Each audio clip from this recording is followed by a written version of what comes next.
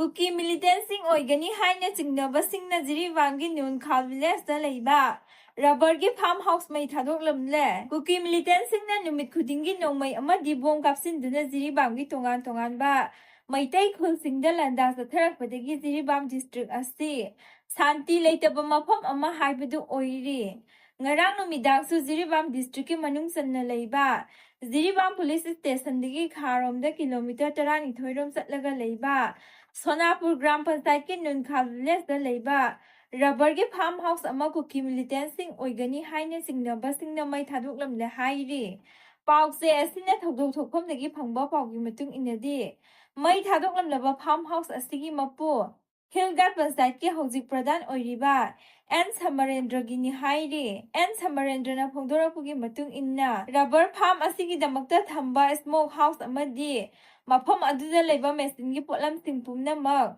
mai sakpada yaukre mai thamagi thaba asi ningthina plan tawraga sathaba mali hiram asigi matangda Jiribam police station da case amasu register tawkhre haina phongdokhi panba yabadi Manipur gi district singi manungda